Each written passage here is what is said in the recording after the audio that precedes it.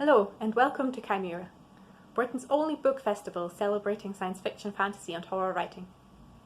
My name is Anne Landman and I'm the festival's founder and artistic director. Right about now, I'd hope to be welcoming you to beautiful Edinburgh, to our venue The Pleasance, for a weekend packed with events.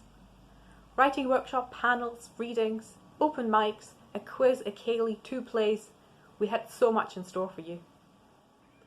Thank you for joining us online instead, to be part of our programme from the safety of your homes.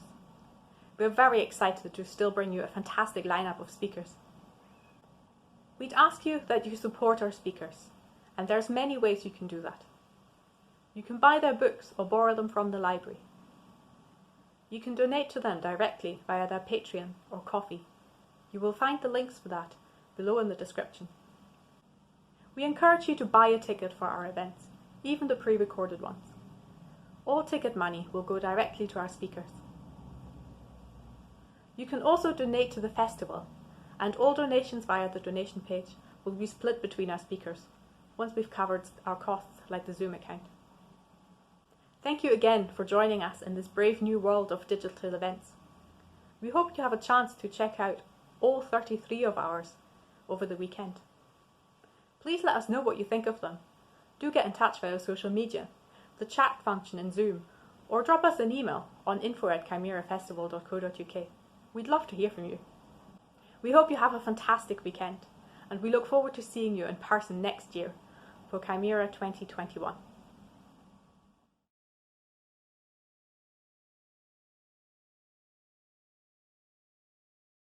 So, hi everybody. Thank you so much for tuning in to Different, Dangerous, and Deviant, hosted by Cymera Festival.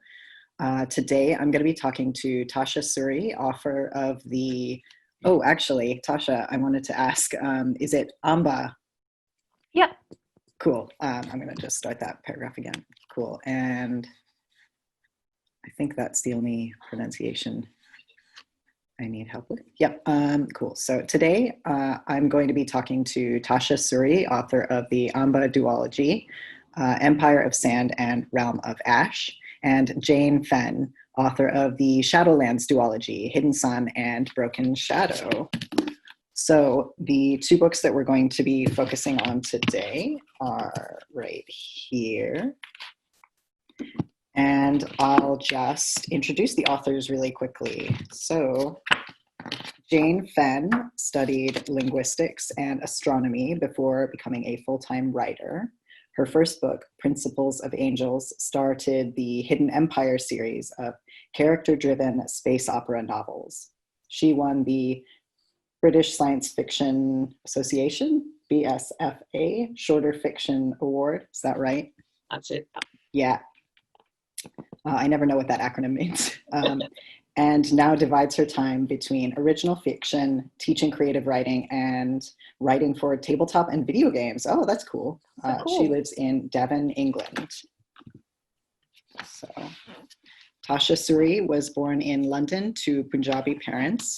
She studied English and creative writing at Warwick University and is now a cat-owning librarian in London, a very glamorous life. A love of period Bollywood films, history, and mythology led her to write South Asian-influenced fantasy, such as the books of Amba. Find her on Twitter at Tasha Drinks Tea.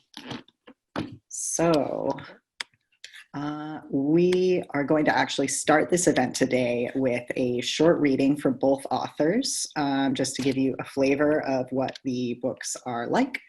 So we'll start with Jaine, and then we'll go to Tasha. Take it away. Thanks. I'm going to read the opening of Broken Shadow. The charge, intoned the Cardinal, is heresy. Rhea Harlin met Marsan's gaze. Right. She'd known this day might come, but not yet. It was too soon. I see. Can you be more specific, Your Holiness? Cardinal Marsan looked down from his high-backed chair. Rhea had last been in this small private courtroom 2 years ago for her brother's trial. She'd hoped never to see it again. Heresy is heresy, he said with a sniff. If she sighed, the Cardinal might hear. The 2 guards behind her and the young clerk sitting to one side certainly would. So she inclined her head, as though accepting this idiocy as wisdom, and said, Of course. Yet I have a right to know the details of the charge against me in order to prepare my defence. The Cardinal's left eyebrow twitched, as though expressing his outrage at the idea that there was a proper defence against heresy. You have proposed, against all common sense and, more importantly, against the teachings of the first, that the world is not at the centre of the universe. Damnation! But what else could it be? The Church might not approve of the natural inquirers, but it tolerated them, if they kept quiet. She had been betrayed. Well, the wretched man wanted an answer. Should she lie? Feign ignorance? No, her words were being recorded by the clerk. Lying now would make things worse later. She drew a deep breath and said, yes, I am indeed working on a theory that rather than the sun and all the stars going around the world, that our world and certain other celestial bodies go around the sun. Preposterous. Rhea clenched and unclenched her jaw. It would be if the world was flat, yes. So you also propose that the world is not flat? Actually, she'd got that from the writings of Watcher of Vault, but she was not about to break the Inquirer's code, even if someone else had. I do, yes. That is indeed a heretical concept. And did you come up with this theory by yourself? I'm not sure what you mean, Holiness. I know you're unmarried, but perhaps a man of your acquaintance proposed the concept to you? Now Rhea did sigh. Then she made herself take a fresh breath and force a smile before replying, were you thinking of any man in particular, or merely commenting on the general inferiority of the female mind? It is a reasonable question. The Cardinal's icy tone froze her ire. No, this theory is all my own. Really? Marsan sniffed again. Yes, really, she could feel her voice rising. With respect, Cardinal, I do not believe that the relative locations and movements of the sun and stars are explicitly stated in the scriptures. Had she been given more notice, she might have researched this, but the pair of militiamen sent with the summons had been instructed to bring her straight to the palace. And you're an expert on the scriptures, are you? A tremor of tension danced down her spine.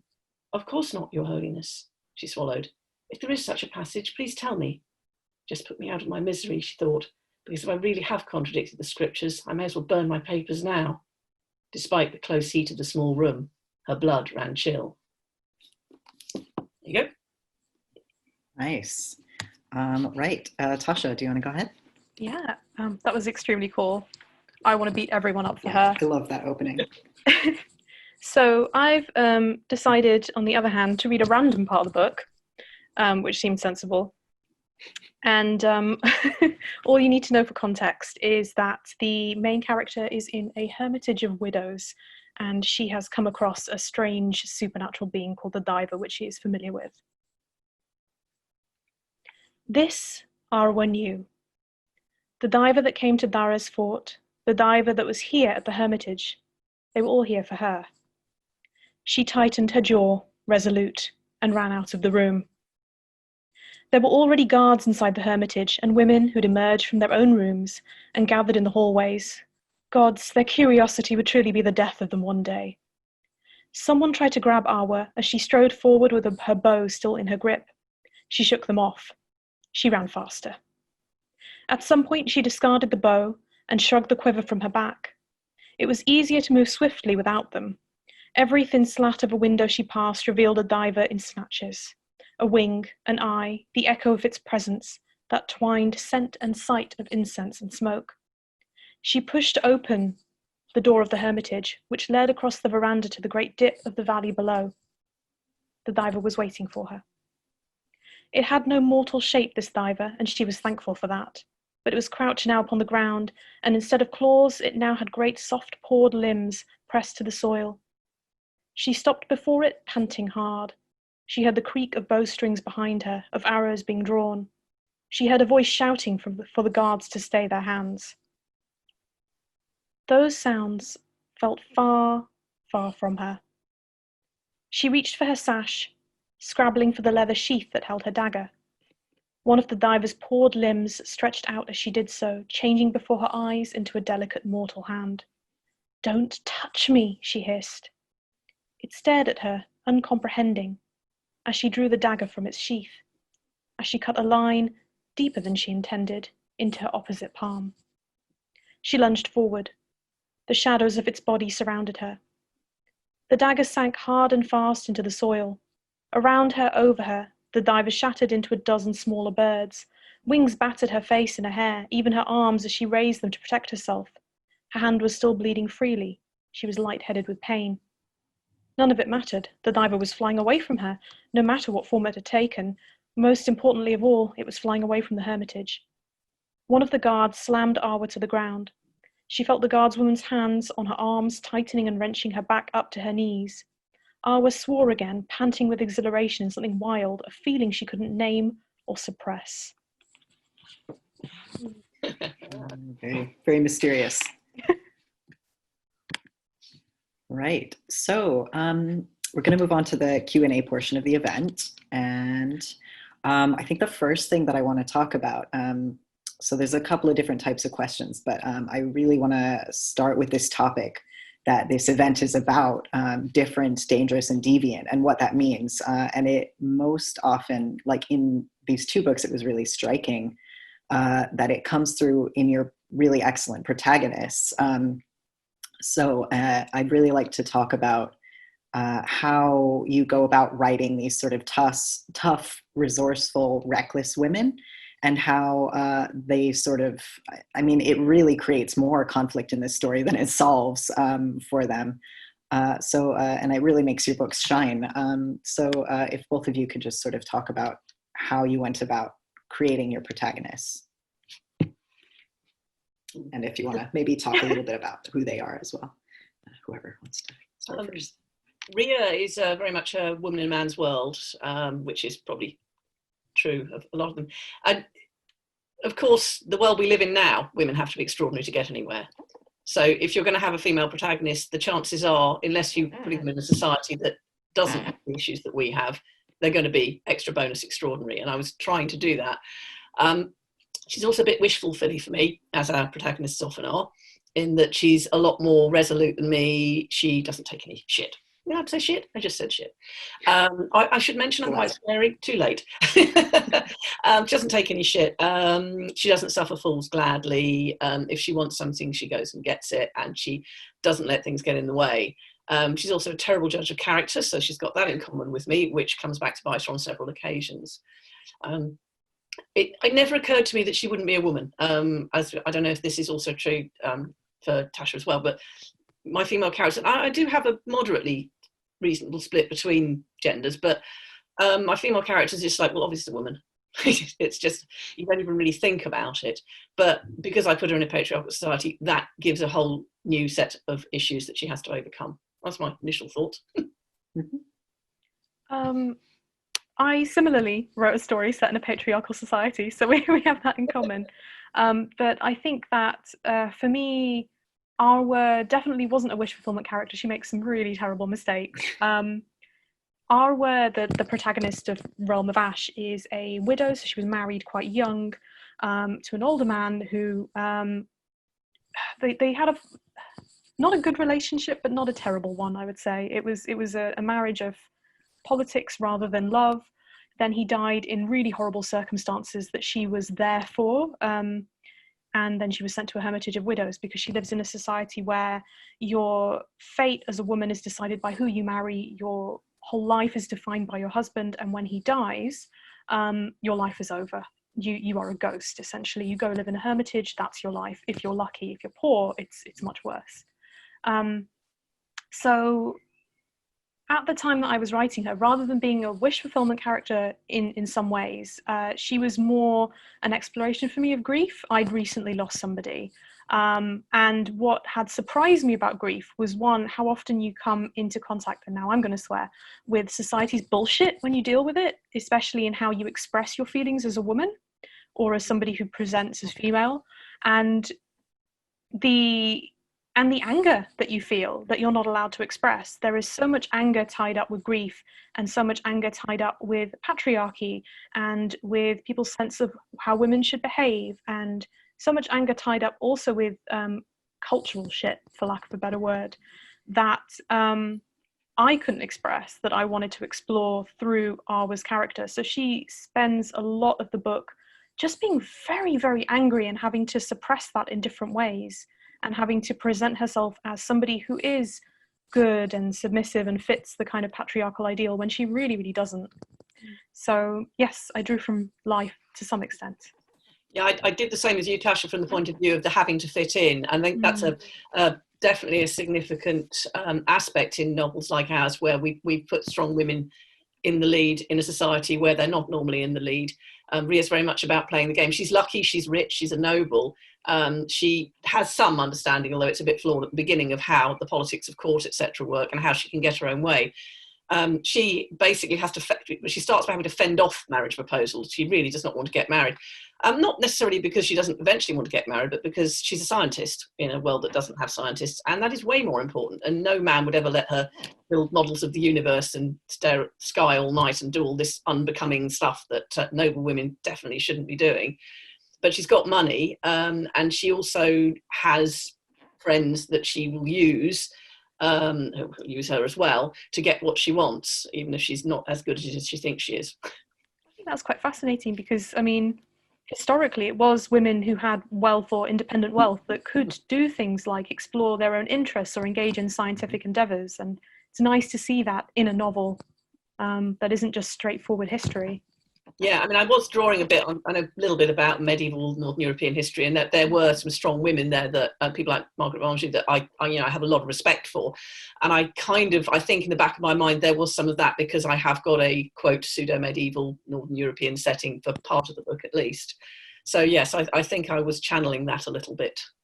I mean, the perception of medieval British history is that women were having a horrible time of it, and it swings and roundabouts. For quite a lot of the time they could own stuff. Their rights were actually a lot better than they were in, say, Victorian times in many ways, from the point of view of ownership and business and commerce, etc. I think that's fascinating, because the thing that I often say about my books, both the books of Amber are based on the Mughal period of Indian history, which is quite a long one, running from sort of the medieval to the early modern. The impression a lot of people have is that women in that society, in that time, wherever they were in that time, were very oppressed, and to some extent that's true. They were usually in the upper echelons of Mughal society, veiled. Often we don't even know their names, because it was considered unbecoming for their names to be known outside their households. We don't know what their faces look like. They were in purdah, and yet we have ample evidence that many of them had huge amounts of independent wealth. Many of them had huge amounts of political clout. Many went to war and were diplomats. So they were relatively powerful within the structures of a patriarchal society. And I do think that it's interesting to talk about the power that women did have in those structures, and not just the ways that they were oppressed. And I think that's something we're both doing. Yeah, I think it's exploring, taking the rules and subverting them, but playing by them at the same time. Yes. Playing the game, because you have to stay within the system and you can't change the system. And if you go too far outside the system, it will bite you. But being canny and knowing what you can and can't do. And of course, wealth. Poor women in either of these societies that we're drawing are probably not having a very good time of it at all. No. Yeah, so I wanted to touch on, there's so much to unpack, even just with that. Something that I found really interesting about both books was that the role that like secret societies play in sort of guiding the way that the plot unfolds. So do you both want to maybe touch on how it is to write characters who affect the way that the plot plays out from behind the scenes? How do you weave them into the story without giving too much away to a reader, while like preserving tension? Let me go first. I can go first. Yeah. So the secret society in Realm of Ash is the Hidden Ones, and they are a group of courtesans who deal with some of the most powerful men in society, and they secretly work to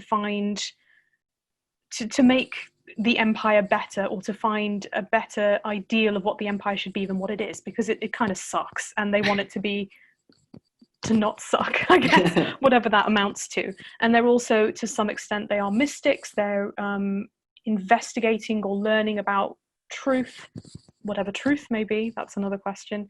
And and they're trying to make sure that society reaches some kind of ideal, and they work in the background to accomplish that.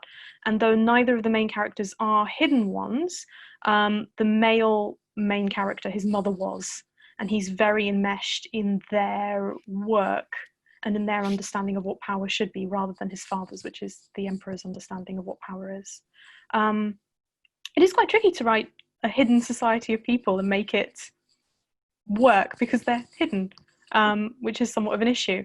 But I think the trick is to have your characters also be on the edges of society rather than at its very center, which is sort of awkward to say because both my main characters are to some extent at the center of society, because one of them is the emperor's illegitimate son and the other one is a noble widow, but both of them are in some way not a perfect fit for their own society, and therefore they kind of cross that line between what society is and the kind of secret society hidden underneath liminal it. Yes, they're in a liminal space. Thank you.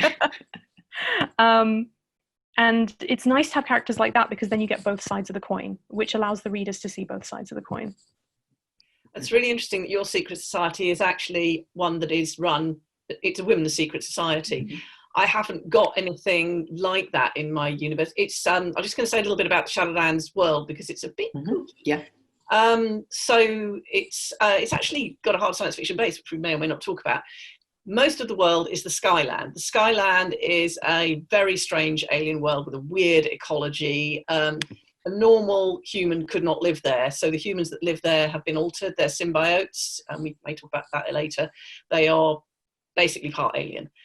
The humans, as we know them, us soft-bodied people that can't survive under high ultraviolet radiation, etc.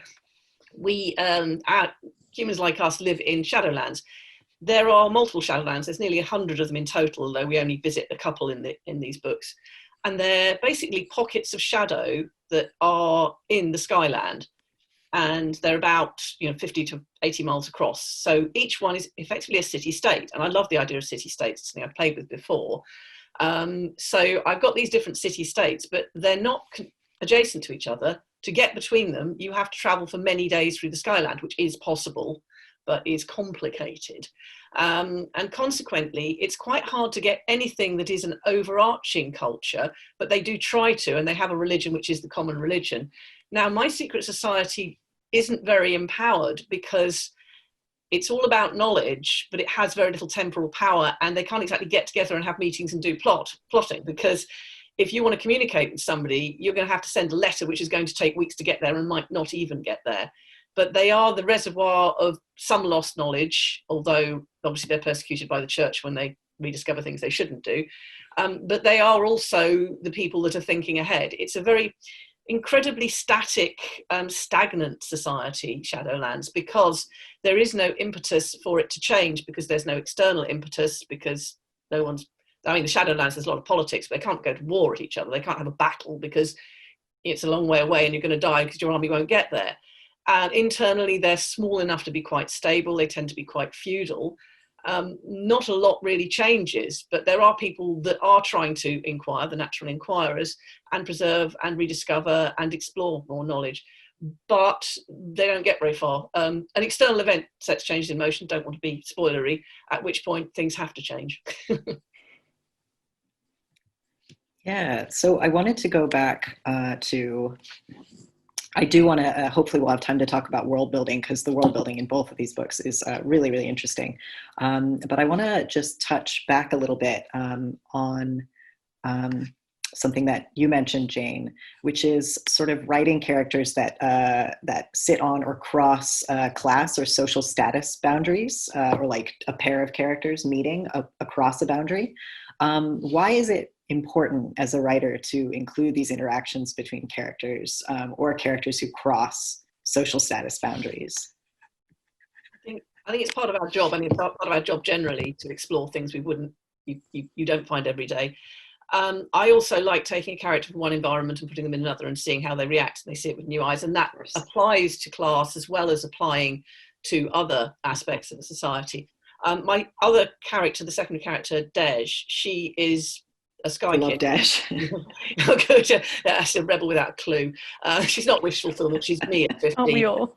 Yeah, she's basically me at 15, but with some alien stuff. and she is definitely at the other end of society. She is Skykin are generally felt to be little more than animals by the Shadowkin, but they have to deal with them. That's the ones living out in the Skyland. They've changed themselves. They're weird. So by definition, according to mainstream Shadowland culture, she is lower than low, and also things don't go well for her. So she ends up an outcast of her own society. And I can't remember where I was going with this point. Where was I going with this point? Yes, crossing boundaries. So I've got two people from very different, someone who comes from a privileged, entitled background, and Rhea does question that bit, fortunately, and putting her in situations where she has to basically pretend to be a peasant woman to get what she wants, and she is rubbish at it. It makes her question things. And Dej, she basically is the lowest of the low and really doesn't care about high society. When she does actually turn up in the Duke's court, it's like, what is this then? And she's like, right, I don't care, just get this thing done.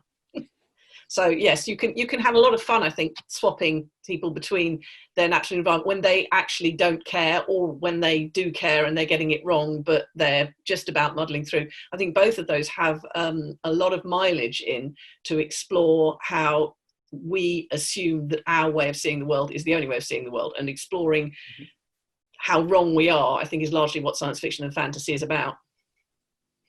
I completely agree. I do think that putting characters into different situations is really important, because so much of science fiction in particular, I think, is about opening up our sense of what the world is and what it means to be human, and, you know, questioning privilege and questioning humanity in interesting and often very fun ways, actually, as well. With fantasy in particular, and I do think this crosses over with science fiction, but with fantasy in particular, I think that fantasy often focuses on people who are privileged to some extent. You know, they are princesses or kings or chosen ones, even if they are the farm boy. And I mean, that's a bit reductive. We don't do the farm boy as much anymore as we used to in fantasy, but in those cases, you're dealing with special people getting to do special things. Mm-hmm. And in real life, I think that most of us would agree that it is not only people who are considered special or important in society that are actually important, and other perspectives do need to be included. So it was important for me in my books, even though I'm writing about noble women usually, to also consider the limitations of their life experiences, their levels of privilege, and other people's experiences of the world that they live in. And having a character who lives in that kind of liminal space really helped with that. So the heroine of Realm of Ash is descended from a group of people called the Umriti, and they are persecuted by the Empire. She, unlike her sister, who was in the first book, passes as a full Amban woman, which is why she really buys into the idea of what it means to be a good Amban woman. So she marries right and tries to live the right life until it all falls apart. And so she feels a lot of grief at not being able to be the person that she thinks she should be, and having to deal with the fact that her identity is inimical to being part of the society that she's in. And having her in that position means that I got to show both the kind of privileged society and, to some extent, the oppression that people within the Empire feel when they are the scapegoat of the Empire. Yeah, I think I've rambled enough on that. Great. It's interesting that you've got a character, Tasha, that started off conforming, and then events presumably made her question things. That's something don't think I've ever really explored that, but it's a fun thing to explore, because I guess then, as you say, you show the privileged society, you show the unquestioning, the mainstream, etc., and then it all falls apart. Which is a fun bit. And it's a tricky one, because I've seen that done sort of in things like Avatar, for example, where you have somebody come in and go, oh, my society is bad and I should be part of the other society that is good, and I feel like that's really reductive, and and I kind of wanted to avoid doing that in the book, and hopefully I did, but it's something that I think a lot of narratives fall into as a trap, so it's a tricky one to deal with. Yeah, I find it really compelling to watch Arwa sort of come to understand, have a deeper understanding of the Empire, and not immediately do a 180 on it, but just watching her sort of worldview complexify was quite fun. So, yeah, so I think that it would be a good place to sort of pivot a little bit to how you go about writing. So I personally really love stories with non-human characters or characters who aren't entirely human. How do both of you go about sort of writing a character who has this sort of fundamental part of them that isn't human? And like maybe Tasha, if you want to also briefly talk about the Daiva and how that plays into the characters, just for the audience if they haven't read the book yet. But yeah, so just sort of having a character who has this sort of element to them that obviously couldn't happen in real life, and how that affects how they interface with the world around them. Shall I go first? Or okay. So speaking of the Diver, there are shadowy spirits in the world of the Books of Amber, and they are the descendants of the Umrithi. So the Umrithi people who were oppressed for a variety of reasons that I won't necessarily go into are descended from these Diver. So they are part non-human. I would say that all the Umrithi, I got to write them as very human. They're just human, really, with some extras. But in Realm of Ash, you get the perspective to some extent of the Diver, because Arwa essentially gets to be in their heads through magic, and also in the heads of nightmares, literal nightmares. So writing those perspectives, it was... I wish I could say I did this, this, and this, and that's what produced the perspectives, but I really can't. It just it was very organic, for lack of a better word. But also I think that, oddly enough, we've written about inhuman perspectives a lot throughout human history. And I drew a lot from kind of writing about gods that already exist. So in Hinduism and in a lot of different religions, you have writing from the perspective of gods or of people trying to be one with some kind of celestial force. So I used Sufism partly as an inspiration, and also the Bhakti tradition in Hinduism, which is made up of huge reams of poetry of people essentially imagining oneness with God, usually sexually, but I didn't necessarily go there. Did I? No, I don't think I did. No. So, and that gives you a lot of kind of language for the inhuman in human terms. So I use that, but I don't know how I did. I'm sure it was in some kind of meaningful way. Cool. Yeah, drawing on that all out and conscious. But what you said actually about humans with add-ons is a really good point. I think the problem we often have when we are writing non-humans or humans or more than humans is if you make them too alien, then no one can relate to them. And that is, C.J. Cherryh's Voyager in Night is one of the best representations of true aliens, and it's hard SF. But it's actually a really difficult book to read because the aliens are so damn alien that you really don't get your head around them. And I was aware of not wanting to do that because my Skykin are meant to be pretty alien, the pure, quote, pure Skykin, because different levels, even they have a class of society, it turns out. But to get there, all Skykin are bonded to, it's called their animus, which is the symbiotic part, the alien part. So until they reach adolescence, they are actually basically human. So I started with her just before that. So we got to know her as a generally pissed off, rebellious teenager. And then she gets transformed into something alien, which hopefully, but with a lot of her character shining through. So I was cheating a bit because hopefully the reader had already bonded with her as she was, as a full human, before she went weird, which was a bit cheap, but was fun to do. And it was fun for me to do, to see which aspects of her character carried over. Yeah.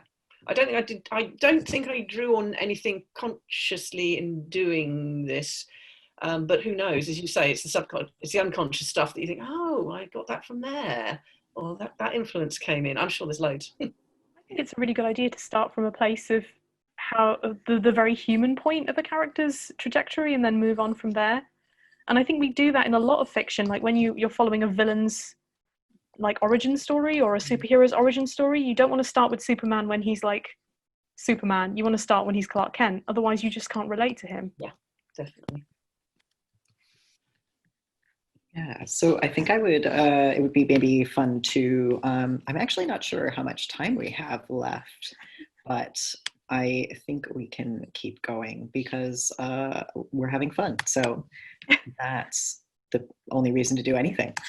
So maybe we should talk a little bit about world building now, because both books are I found them quite interesting in terms of world building. So the first thing I think I'd like to talk about, which is probably something both of you have already talked about a lot, but it's sort of subverting conventional expectations of what a fantasy world should look like.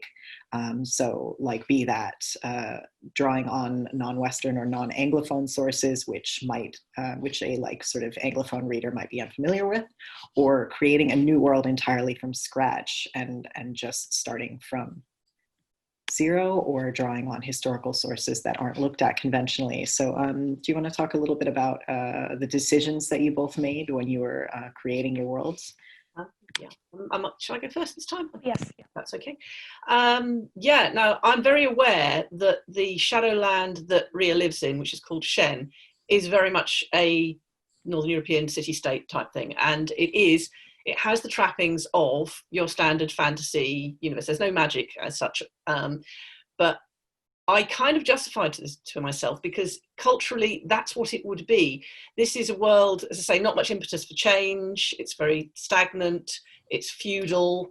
It's got very little iron, so there's very little industry. Progress isn't really a thing. So I feel that it's quite plausible that they would have fallen into that.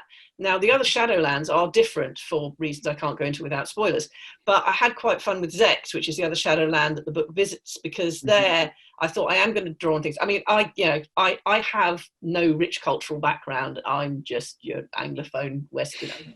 I know nothing other than what I read and see. So I don't feel that I've got anything that I could like crowbar in there and a kind of, hey, I know loads about this, because I don't.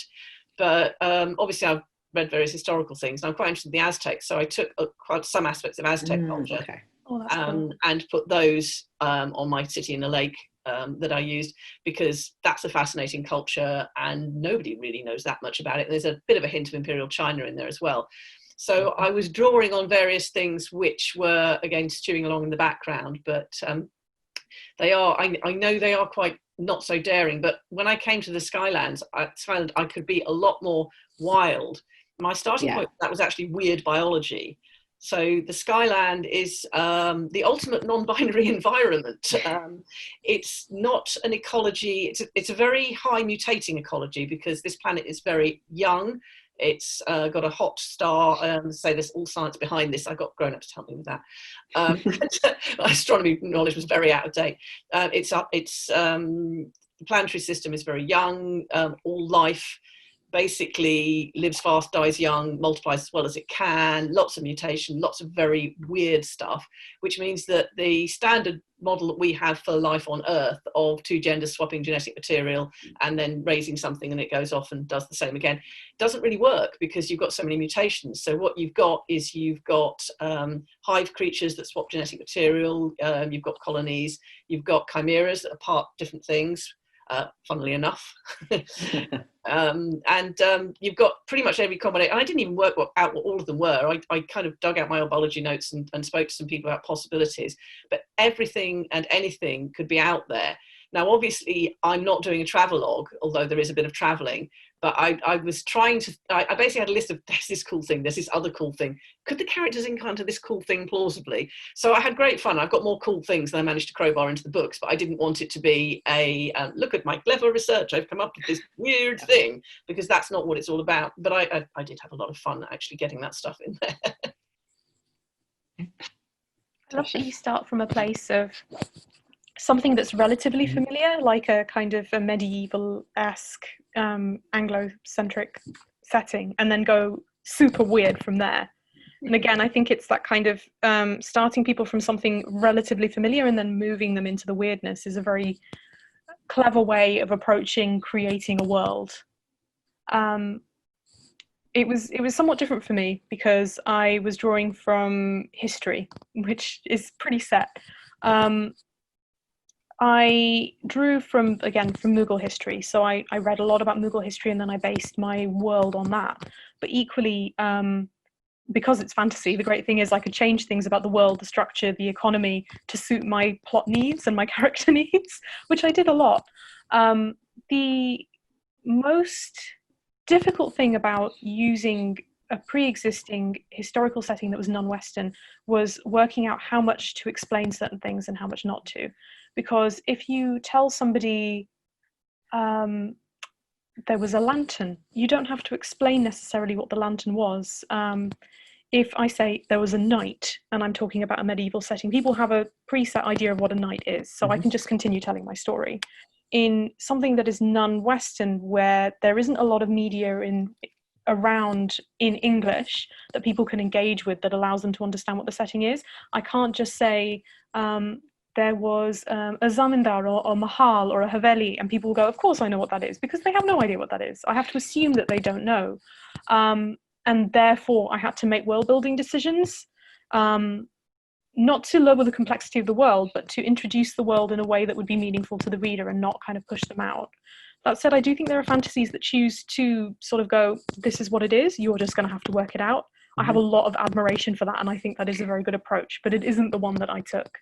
One of the things that I really love about world building from history, though, is that history is really, really weird and unrealistic, and if people looked at it, they wouldn't believe it had really happened half the time. So that provides a lot of quite useful inspiration. Yeah. Jane, do you want to add anything, or should we move on? No, I think I've probably got quite enthusiastic about my world building, as I do. It is megalomania. We love it. Yeah, well, I mean, why else do we do writing? Yeah. So maybe we could talk a little bit about creating these complex cosmologies and religions, and also the role. I found it quite interesting that heresy plays a pretty big part in both of your books. Do you want to talk about how you go about incorporating this fictional religion, whichever source it comes from, into the story, and how it creates conflict? Do you want to go first, Tasha? I'm trying to alternate. I don't know who. Oh, I can't remember either. It's only been one go. Heresy. Well, it's essentially a theocracy, a monarchical theocracy in the Books of Amber. So to have faith in the religion is to adhere to the society's cultural norms. If you deviate from that faith, you deviate from the cultural norms, and vice versa. To some extent, I drew that from my understanding of Hinduism. Now, I'm a big fan of Hinduism. I'm a Hindu, but I also hate religion. So it's a very complicated relationship that I have with established religion, and I, to some extent, drew on that. Where in Hinduism you have an understanding of a person's position in their life and what they should do in their life is tied very deeply with religion and culture. They're sort of one and the same. And I use that as inspiration for what constitutes the religious system, and therefore what constitutes heresy. So for the main character in Realm of Ash, and for the male love interest, any kind of exploration of different understandings of even the dominant religion is a form of heresy. And so that's what I drew from. Whereas I think, Jane, just from the bit you read out, did you draw from sort of a kind of Christian religious structure? Yes, again, more, that's the cultural background. But like you, very much the religion is tied into the society. The two are inextricably linked. It is assumed that you are, as you would be in medieval Northern Europe, that, obviously you're a Christian, what else would you be? It's not called that, obviously, that it's the religion of the first, and each Shadowland can interpret it slightly differently, and there will be interminable arguments, but there won't be any problems with them putting each other to the stake, because the whole long journey through the Skyland means they can't. Which is probably for the best. So again, all arguments are quite slow and protracted in my universe if they're between different Shadowlands. I've actually got kind of two types of heresy going on. So the heresy, the charge of heresy that Rhea is about to face in Broken Shadow, she comes up with that startling, but to us stunningly obvious revelation that the world is not the centre of the universe. In the first book, slight spoilery, when she thinks she's going to die, she doesn't, again, slight spoilery, she's obviously still alive. I did specifically draw on the trial of Galileo because that was a fascinating thing, and I did kind of use that. And in defending herself, the mistake she makes, and this is one of her flaws, is that she's essentially a scientist. So she thinks that the truth will out, and that if you tell people the truth and you can prove the truth, that actually that'll be fine. And I used to believe that before about 2016, fool that I was. So when I was writing, yes, indeed. So this book actually contains an awful lot, and I don't know if yours, well, Tasha, but an awful lot of the things that were on your mind at the time. And looking back on it, there's a whole lot of divided worlds and what the truth is, and the truth is what we say it is, etc. There's a whole lot of that going on. So that's one of the types of heresy that's happening in it, in that she's thinking science is more important than this stuff, and you should know how the universe works. And my cosmology, I say, is a fairly good working cosmology, because astronomy, I couldn't not do it. So, the positions of the planets, etc., and how things work on a grand scale, but not without the equations, because I'm not very good at not with equations, because I'm not very good with equations. So she's believing in science, and that is her heresy. There's another type, actually, in Zect, where there's a religious leader who basically wants to reform the religion and make it nicer.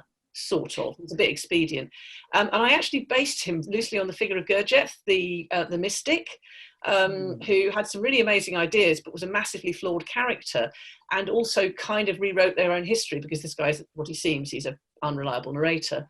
So I was playing with heresy both in the standard Western Christian put them on trial sense, and also on the subverting from within, because he is a cult leader. He is the most powerful religious leader in his shadowland.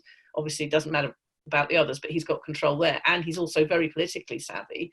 And he's actually trying to change his society and change attitudes in a very different way. He and Rhea are both scientists, but they have a very different approach. That's really fascinating. I love that you have these two different strands of heresy sort of playing in. One of the things that I did in the Books of Amber is that, well, at least in Realm of Ash, was explore the possibility that truth can often feel quite damaging or dangerous or difficult to deal with. Yeah. There's a moment in the book where, spoilers, I guess, the main character has to confront the reality of how the empire is structured and the price that is paid by people at the bottom so that people in the top can be comfortable. And she says, we found the lamp of truth. Essentially, we found what truth is. What do we do with it now we found it? Because once you have an understanding of what destruction a societal construct has created, how do you then make something better? How do you deal with that? Is there something better if you destroy it? Isn't that worse? If you take away a terrible structure and then everyone's suffering, is that better? But how can you in good conscience allow people at the bottom to suffer? I'm not saying that there are any answers that I provide, but it was something that I was very interested in exploring. Yeah, I really enjoyed, Tasha, the way that, just that moral question was really like thorny, and it drove the story along quite a lot. And there's a lot to unpack in both books about like harmful knowledge or forbidden knowledge. But unfortunately, we're going to have to let the readers find out about that for themselves, because we only have time for one more question. So I wanted to ask, what should we expect from both of you? What's next for both of you? Jaine, do you want to go first? Yeah. So I would very much like to write more in this universe, because I say I've got all the world building and fun stuff. I kind of blow things up a bit in a semi-real sense at the end of Broken Shadow. It's a bit of a kind of, okay, that changes everything now. But I'd like to explore that. I don't know whether I will. And actually, at the moment, I'm actually writing, because I write video games as well, I'm actually writing gaming tie-in fiction. I'm delivering a Warhammer. Do you guys know Warhammer? Yeah. Yeah, I'm writing a Warhammer novel, which is due for... Oh, that's so cool. And I'm not allowed to say anything about it, because it's Games Workshop and Black Library. You're not allowed to say anything. But I'm just finishing a Warhammer novel now, which is literally now. That is extremely exciting. Actually, I just want to say one thing. It's been kind of liberating in some ways, because I hope Warhammer fans won't mind this. Warhammer is quite straightforward fantasy. It does play with the tropes a bit more, and you don't have the chainmail bikinis anymore, thank God. It has rebooted itself in a more complex way, but it is kind of straight down the line fantasy. And after the very complex world building and complex society and very complex interactions of Shadowlands, it was actually quite fun to have something where there's a fight every 20 pages. I don't know if that means I'm a bad person, but it was quite refreshing. And nice. It sounds refreshing. Yeah. I don't think any Warhammer fans would mind that. They know what Warhammer is. They know You love it. yeah. You love it for what it is, right? Yeah. So I finished the books of Ambiduology, Yep. and in April, I think, can't confirm that. At some point it will be confirmed. 2021, I've got another trilogy starting. It starts with a book called Jasmine Throne. It's another Indian-inspired fantasy, not from a particular historical period, about a captive, vengeful princess and a maidservant with hidden secret magic. And it's a sort of sapphic epic fantasy about revenge and creepy plants. Did I hear there were gays? Yes, there are 2 lesbians, and they are disasters. Not because they are lesbians, but it does not help, I think. They make life very difficult for each other, which is nice. Yeah. And then the year after that, I have a young adult novel coming out, which is a reclamation, I think we're calling it, Reclaim Classics version of Wuthering Heights. Ooh. Oh, cool. Very I nice. love Wuthering Heights. Oh yes, another Wuthering Heights fan. People either hate it or they love it. It's a real Marmite of a book. Put a panel on that. Love that. Right. I think that's actually all we have time for at the moment.